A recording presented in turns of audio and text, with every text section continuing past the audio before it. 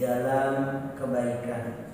Allah Subhanahu wa taala masih memberikan kita taufik, hidayah, inayah, pertolongannya, sehingga Allah Subhanahu wa taala mudahkan setiap langkah kaki kita untuk berada di masjidnya Allah Subhanahu wa taala, di rumahnya Allah Subhanahu wa taala, untuk kita bisa bersujud, bermunajat, berdoa di bulan yang penuh ampunan dan keberkahan ini. Mudah-mudahan kita berharap setiap amal ibadah kita Allah Subhanahu wa taala terima apa-apa dari segala kekurangan-kekurangan di dalam ibadah kita. Amin ya Allah ya rabbal alamin. Itu yang kita harapkan. Melanjutkan kajian kita yang mana kemarin kita membahas tentang perkara bagaimana hukuman orang yang senantiasa menganggap remeh dengan sholat. Kemarin telah kita pelajari, mengulang lagi, di antara hukuman yang Allah Subhanahu wa taala akan berikan kepada orang yang mengentengkan, menganggap remeh waktu sholat, yaitu yang bidurur action walau syaraba malanhar. Allah Subhanahu wa taala akan hukum mereka itu yang mengentengkan waktu sholat, yaitu saat sakaratul maut dalam keadaan haus, walaupun dia minum sebanyak air lautan. Ya.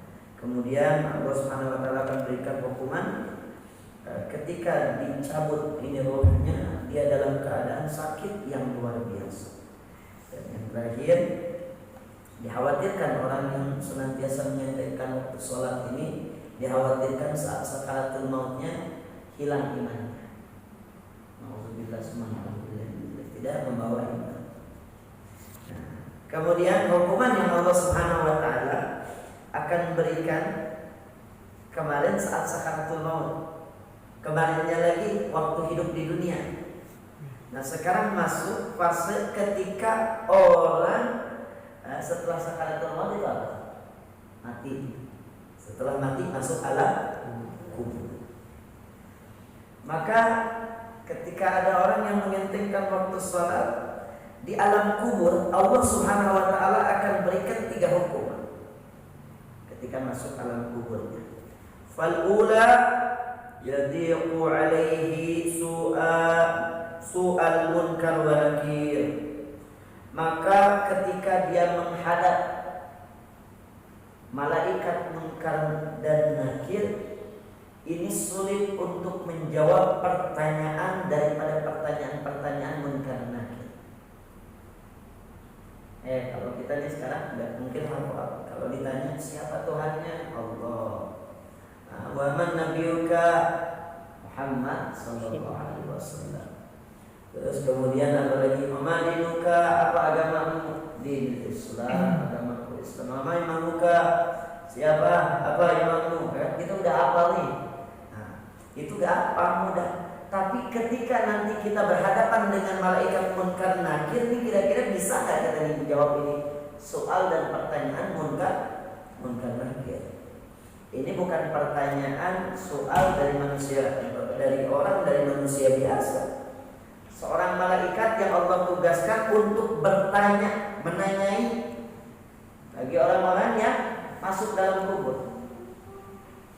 Pernah juga diriwayatkan Sayyidina Umar. Ini munkar nakir ini kalau nanya kejam. Makhluk Allah yang Allah memang ciptakan khusus, serem, kejam. Diriwayatkan tubuhnya hitam, matanya hijau, serem banget ya. Ada orang gitu, gede. Ini ditanya, nggak ada yang bisa nolong kita saat itu. Saat ditanya sama malaikat munkar nakir, ini bukan sistem hafalan. Ketika ditanya, man rabbuka, Allah lagi, kita bisa jawab Tuhanku Allah, bisa jawab sekarang. Tapi bukan itu masalahnya. Amal kita nih, kalau kita bagus amalannya soleh, bagus waktu hidup di dunia, ini pertanyaan yang ini mudah kita jalani. Nah, ini diriwayatkan Sayyidina Umar. Sayyidina Umar ini kan terkenal orang paling berani. Ya. Kalau zamannya Nabi, sahabatnya Nabi dibilang pentolannya. Jangan gede, bukan berantem, premannya, tapi preman yang membela agamanya Allah Subhanahu wa taala. Waktu ini Sayyidina Umar wafat, meninggal dunia, Sayyidina Ali pengen tahu nih, ini Sayyidina Umar yang begitu badannya gede, pemberani, ini gimana nanti ngadepin pertanyaan munkar nakir nih? Bakal geger nggak nih? Bakal takut nggak nih? Jadi seorang sahabat punya kemuliaan, ditunggu. Masukkan, dikuburkan ini Sayyidina Umar radhiyallahu anhu. Masuk dalam kubur. Sayyidina Ali, orang pada pergi, Sayyidina Ali nungguin di kubur. Tunggu Mas Sayyidina Ali. Diamin. Kata Sayyidina Ali, saya pengen tahu ini Umar yang begitu berani gimana menjawab pertanyaan munkar nakir. Ketika munkar nakir datang, nanya sama Sayyidina Umar, "Man rabbuka?" Katanya, "Wa man nabiyuka wa ma dinuka?" Sayyidina Umar balik nanya, malaikat, ini malaikat nih. Sama Sayyidina Umar dia ngomongin, ente nggak tahu bahasa kita nih. Engkau nggak tahu saya ini siapa? Saya ini sahabat Nabi Muhammad SAW. Saya ini yang memperjuangkan agamanya Allah. Jangan kau tanya siapa Nabi kita.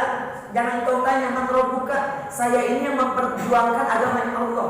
Sekarang saya balik tanya sama ente munkar nakir, man rabbuka wa man nabiyuka. Akhirnya ini malaikat balik udah dari malaikat, nggak usah ditanya ini. Bukan mesti nanya sama dia, orang berani Sayyidina Umar. Jadi beraninya nggak cuma sama makhluk, sama malaikat dilawan Sayyidina Umar. Ini pemberani. Akhirnya kata malaikat nggak usah ditanya ini udah bukan orang sembarangan. Kata Sayyidina Umar ngomong gini, malaikat munkar nakir. Ya, kita dapat apa? Dapat hikmah, dapat fadilah daripada Sayyidina Umar. Kata Sayyidina Umar ngomong begini sama malaikat, malaikat, engkau ini berdua nanti nanya sama orang-orang mukmin, orang-orang Islam, orang-orang yang beriman dengan wajah seperti ini. Iya. Malaikat, anak aja nih yang paling pemberani orang, yang orang-orang takut sama anak. Setan aja lari ngelihat anak. Sayyidina Umar, saya takut waktu engkau datang ini berdua. Apalagi nanti orang-orang mukmin. Rubah wajahnya, kata Sayyidina Umar. Kalau nanti ente ngadepin orang-orang mukmin yang beriman kepada Allah, rubah wajahnya, sedikit agak senyum. Berkat Sayyidina Umar. Kata Sayyidina Ali mengatakan, lihat Umar, ya, hidupnya manfaat, sampai matinya pun manfaat untuk orang mukmin. Sampai bisa begitu. Jadi kita ngadepin munkar nakir, lumayan agak ada senyuman deh, berkat Sayyidina Umar radhiyallahu anhu. Tapi pertanyaan itu harus kita hafalin ya. Man rabbuka, siapa Tuhan kita? Allahu Rabbi. Itu ngapalinnya dengan apa? Bukan sekarang nanti bawa catatan nanti enggak. Ngapalinnya dengan amal-amal soleh. Nah, orang yang jarang sholat, orang yang sering ninggalin sholat, orang yang sering nyentengin waktu sholat, maka ketika menghadapi malaikat munkar nakir, ini akan menghadapi pertanyaan yang sulit untuk dijawab. Ya, itu yang pertama. Wasaniyah, yang kedua, Allah berikan ketika dia masuk ke alam kubur, Allah berikan hukuman tashtaddu alaihi dhulmatil gubur. Ketika masuk alam kubur, ketika dia sudah masuk alam kubur, dikubur, akan mengalami di mana di dalam kuburnya sangat gelap. Beda kalau orang-orang yang menjaga sholatnya, di dalam kuburnya itu terang. Ya. Baca surat Al-Mulk kalau kita pengen dibebaskan daripada azab kubur, dilindungi. Tabarakalladzi biyadihil mulku wa huwa ala kulli syai'in qadir. Masya Allah, baca dulu. Kapan bacanya? Ba'da Isya. Ba'da Isya. Al-Quran itu ada bocorannya semua.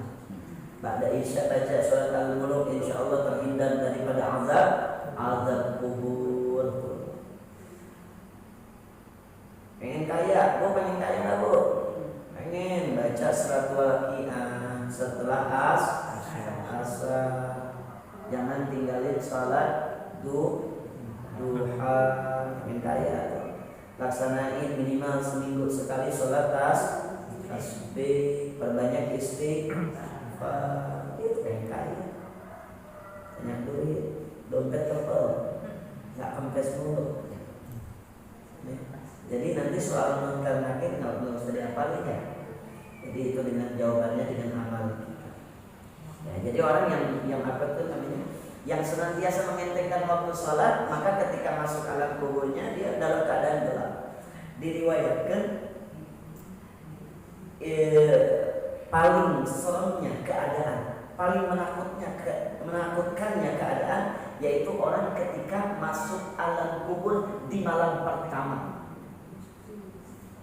Di malam pertama ini sangat takut. Kenapa? Kita ini harus harus berkenalan dulu sama alam. Kita orang asing masuk dalam kubur, udah gitu sendirian, sepi, gelap. Kalau tanpa amal, bisa kita bayangin sendirian, gak ada yang nolong kita. Yauma yafirul mar'u min akhihi. Ya, orang-orang itu bakal berlari nanti daripada kita. Orang-orang bakal berlari daripada kita. Kecuali apa? Kecuali orang-orang yang mengajak dalam kebaikan. Ini orang-orang yang bakal memberikan syafaat sama kita. Itu. La ilaha illallah Muhammadur Rasulullah. Makanya Bu, ada amalan sebetulnya amalan mudah. Kalau kita diantaranya pengen dijaga anggota tubuh kita sama Allah Subhanahu wa Ta'ala daripada panasnya siksa neraka, dari panasnya api neraka. Ada yang pernah nyobain ngerasain panas neraka kayak gimana? Pengen kan? Nyicip ya nyicip.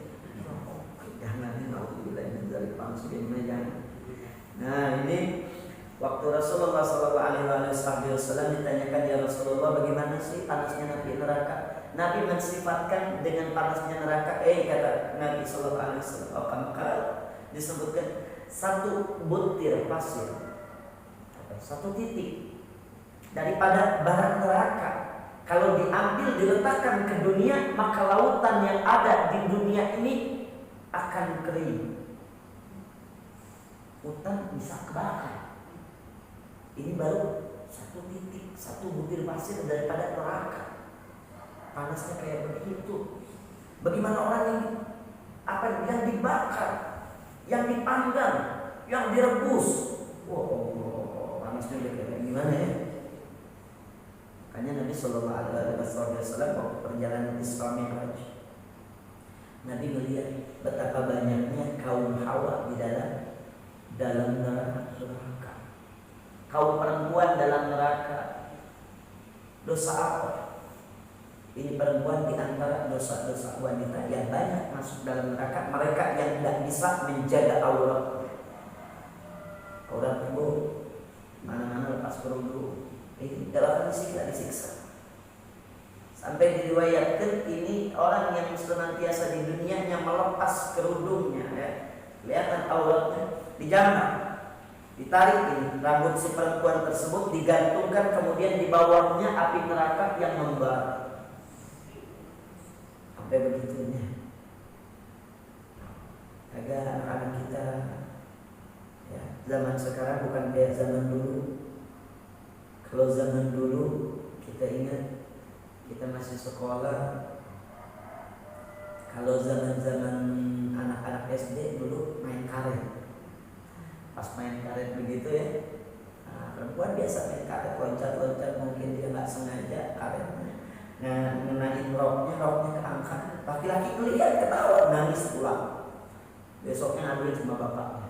Kenapa? Ini waktu waktu roknya tersingkap, ya.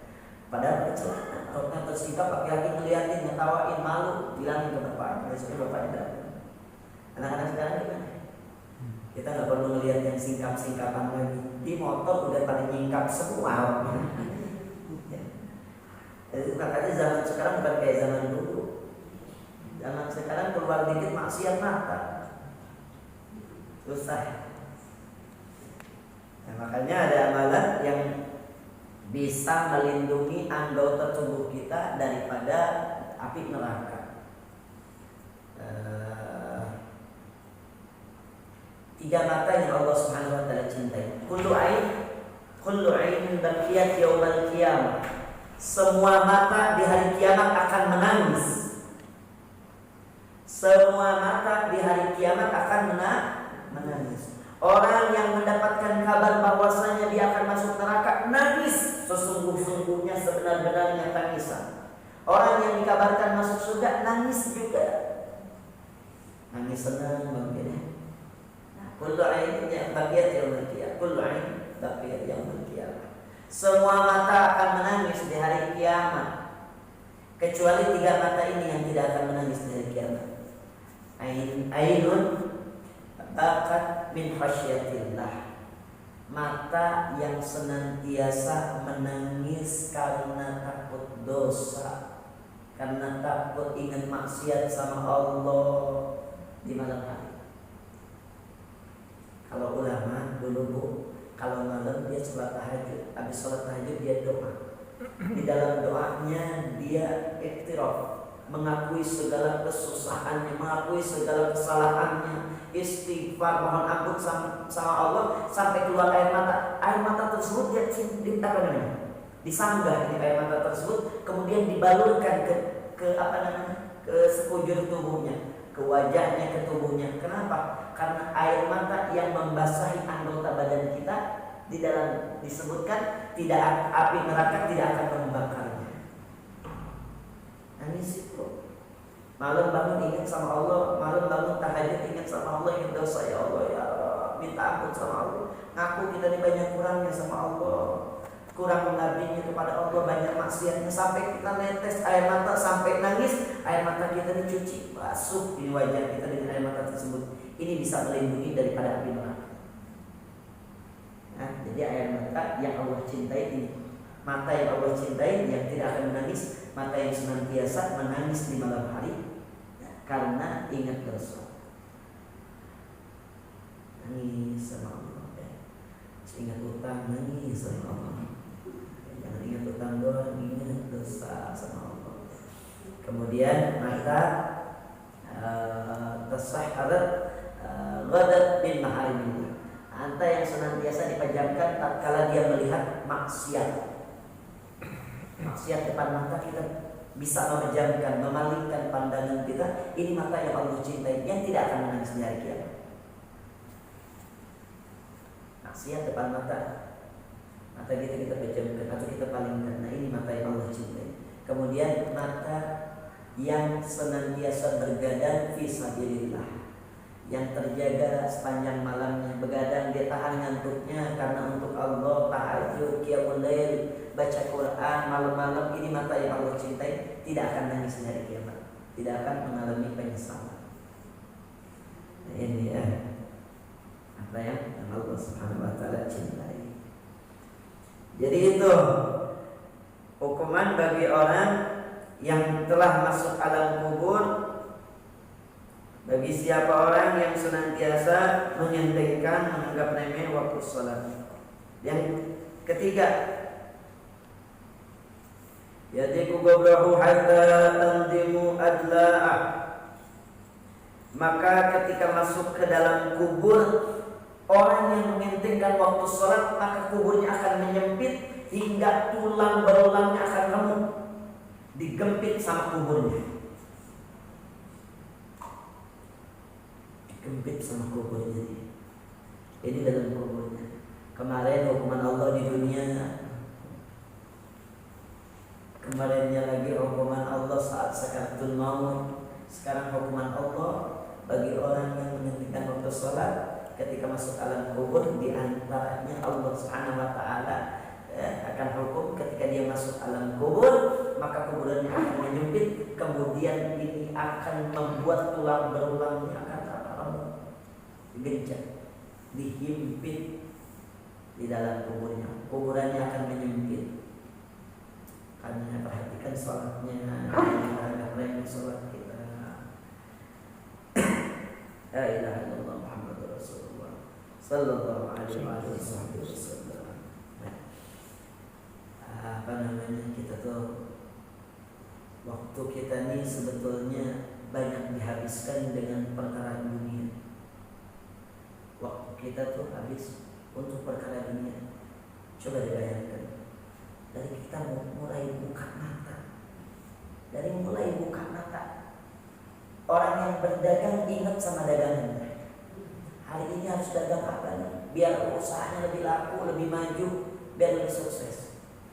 Orang karyawan yang kerja dia ingat langsung, aduh hari ini gak boleh telat. Dia lebih takut sama bosnya dibanding sang maharaja Allah Subhanahu Wa Taala. Bangun pagi dia udah ingat, ya kerja berapa nih?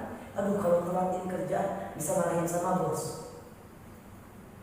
Udah dunia semua, kita dari buka mata ini sudah dunia semua urusan kita. Orang yang bisnis dari mulai buka mata dia ingat sama bisnisnya. Ya Allah, usaha apa nih yang bisa menjadikan dia bisa lebih kaya lagi. Orang yang pekerjaan semuanya yang diingat urusan dunia. Kapan kita ingat Allahnya dari mulai buka mata kita? Kapan kita mau ingat sama Allah? Ya habiskan waktu kita untuk dunia.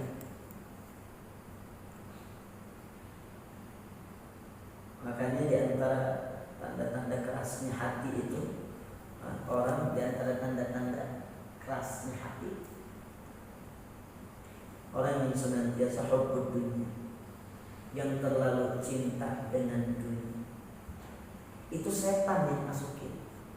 Di dalam kitab Al-Qirtas disebutkan setan ini pintar, bisa masuk dalam hati-hati manusia. Yang mana hati manusia ini adalah benteng. Ini setan menyerangnya lewat mana? Lewat hati manusia. Kalau setan menyerangnya lewat telinga, lewat mata, masih kita bisa lawan. Subuh azan, mata ngantuk masih kita bisa paksain. Dengan apa? Langsung bangun, cuci muka hilang, wudu hilang ngantuknya.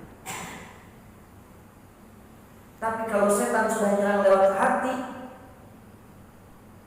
maka kita akan diperdaya sama syaitan. Di antara tipu daya syaitan apa? Yang memasuki lewat pintu-pintu hati, yaitu diberikan kecintaan kepada dunia. Hubbud dunia, cinta dengan dunia mengeraskan hati. Boleh kita punya dunia, boleh. Kata Nabi Sallallahu Alaihi Wasallam, kalian carilah dunia seakan-akan engkau hidup akan lama. Cari dunia, tapi ingat dunia kita akan dihisab.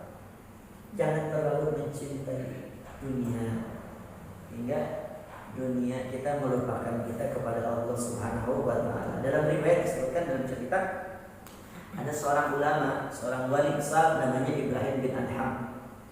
Ibrahim bin Adham ini beliau seorang ulama besar. Beliau tinggalnya awal mulanya anak seorang raja, tinggalnya di istana puluhan tahun. Ini Ibrahim bin Adham belum pernah keluar dari istana besar. Dalam cerita nggak pernah keluar daripada istananya. Satu waktu dia izin sama bapaknya, raja, katanya, saya pengen jalan-jalan keluar istana, pengen tahu keadaan luar istana itu kayak gimana. Orang namanya di istana mau apa aja ada, mau main apa aja ada, makan apa aja ada. Akhirnya kata bapaknya, udah ditemenin sama ajudan-ajudan, jangan, saya pengen keluar sendiri, biarkan saya pengen bebas dulu, tapi balik lagi, ya saya pulang lagi.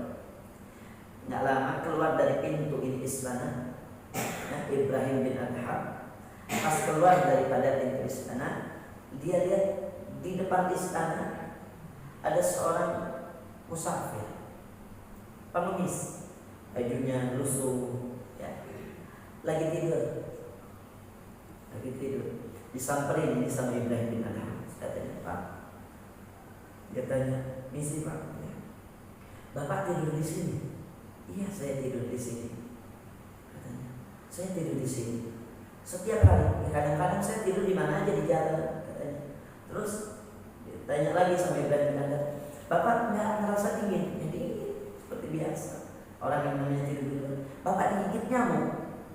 Iya, saya sepanjang malam biasa digigit nyamuk. Bapak terbiasa. Alhamdulillah saya nikmat dengan keadaan seperti ini. Kata ini pengemis. Ibrahim bin Adham nangis. Dia bilang, ya Allah Pak, bapak dalam keadaan kayak begini, compang-camping tidur di jalan masih merasa nikmat. Saya nih bertahun-tahun tinggal di istana dalam keadaan semua dilayani, nggak pernah merasa nikmat, nggak pernah merasa bersyukur kepada Allah Subhanahu Wa Taala. Dia buka pakaiannya, dia masuk ke dalam, dia bilang sama orang tuanya, sama raja, sama bapaknya, dia bilang, mulai dari sekarang izinkan saya, katanya, untuk keluar dari istana ini. Saya ingin mencari kehidupan saya sendiri. Dilepas semua pakaiannya, dilepas semua dunia, dia keluar dari istana tidak membawa apa-apa, sehingga menjadi seorang wali yang besar. Karena apa? Karena ingin merasakan rasa syukur kenikmatan yang Allah Ta'ala berikan. Subhanallah. Dan istana dia tinggalkan. Kenapa? Karena ingin merasakan rasa syukur kepada Allah. Syukur yang mahal. Orang kalau diturutin terus gak akan ada ujungnya. Dunia kalau diikutin gak akan ada ujungnya. Gak akan ada ujungnya. Jadi ibaratkan kalau orang yang ngejar-ngejar dunia ini kayak orang yang ngejar bayangan, gak akan bisa sampai. Bayangan ya, kalau bahasa Sundanya kalangkang. Bayangan kita injek dia lari, injek lari. Diinjek lari ini bayangan. Tapi coba dia balik arah. Biar kita mundur ke belakang, bayangan yang mengejar kita. Orang nggak punya kendaraan, pengen punya kendaraan, kasih sepeda. Lihat orang bawa motor, pengen punya motor, dikasih motor. Lihat orang bawa mobil, pengen punya mobil. Ya. Orang lihat mobilnya lebih mewah, pengen punya yang lebih mewah. Kapan syukurnya sama Allah? Kapan syukurnya? Semua harus dipisah. Maka di sini diberikan gambaran ada 3 yang bisa menyelamatkan kita, melindungi kita saat kita masuk alam kubur. Ibarat kata celengannya, celengan tabungan kita yang bisa kita ambil, tabungan kita yang bisa kita ambil ketika kita masuk alam kubur 3 katanya. Yang pertama shadaqatun jariyah, sedekah. Man nuqisat min mali, tidak akan berkurang harta yang disedekahkan, diinfakkan, disedekahkan. Kapan tidak bisa ambil? Nanti ketika kita masuk ke yang lahat, di yaumil qiyamah pahala. Kemudian apa lagi? Waladun salih alladzi yad'ula, seorang anak yang soleh yang bisa senantiasa mendoakan kepada kedua orang tuanya. Jadi kan anak kita menghafal Quran, anak yang hafal Quran ngasih syafaat jaminan sama orang tuanya. Jadi kan anak-anak kita anak-anak yang soleh. Anak gak perlu ngedoain orang tuanya, baik aja anaknya, sholat aja anaknya, ngaji aja anaknya, jadi anak yang soleh aja anaknya, gak perlu ngedoain orang tua, pahalanya ngalir. Anaknya sholat, bapaknya di rumah, bapaknya dapat pahala, ibunya dapat pahala. Anaknya ngaji, bapak maknya di rumah, bapaknya dapat pahala, ibunya dapat pahala. Anaknya bisa memberikan ilmu yang manfaat kepada umat, bapaknya diam di rumah, bapaknya dapat pahala, ibunya dapat pahala. Kenapa? Karena ini hasil daripada didikan orang tuanya. Orang tuanya sukses menjadikan anak yang soleh wassoleh. Terlebih kalau anaknya penghafal Quran, yakin bisa memberikan syafaat sama orang tuanya. Yang terakhir adalah ilmu yuntafa'u, ilmu yang bermanfaat. Kita punya ilmu amalkan. Kita punya ilmu apapun amalkan. Ajarkan sama anak-anak kita, dia menjadi anak-anak yang soleh wassoleh. Itu. Semoga mudah-mudahan Allah Subhanahu wa taala jaga keistiqomahan kita di dalam melaksanakan salat berjamaah. Mudah-mudahan Allah Subhanahu wa taala cegah kita daripada azab hukuman Allah yang Allah Subhanahu wa taala timpakan kepada orang-orang yang menyentengkan waktu salat. Amin. Ya Allah ya Rabbal alamin. Sebelum kita tutup, kita bacakan suratul Fatihah khususnya untuk kita dan keluarga agar jaga, lindungi, sehatkan kita dan keluarga kita, jaga daripada penyakit musibah yang menimpa kita, yang akan menimpa kita. Allah Subhanahu wa taala palingkan dan Allah Ta'ala jaga, dan umumnya kepada semua kaum muslimin wal muslimat yang ada di dunia ini. Dan kita mintakan juga hajat kita kepada Allah Subhanahu wa taala. Semoga mudah-mudahan Allah kabulkan. Allahumma bijahil Fatihah, sirril Fatihah, karamatil Fatihah, azumatil Fatihah, hurmatil Fatihah, bijahil hurmatil sab'ul muslimin, farijal hamd, kashful gham, jamal abdi yaghfir wa yarham. Anna Allah yastur uyubana wa kshif qurbana. Anna Allah sallim ma ma'na wa ahlana wahfaz ahlana wahfaz ma ma'na balligh maqasidana wa qdi hajatana. Kita mintakan hajat-hajat kita kepada Allah Subhanahu wa taala.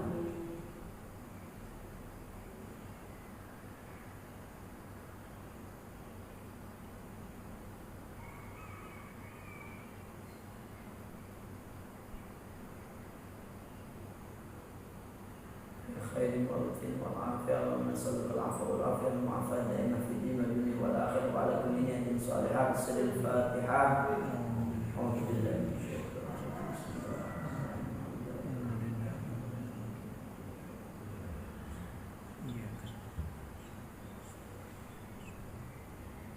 Waalaikumsalam warahmatullahi wabarakatuh.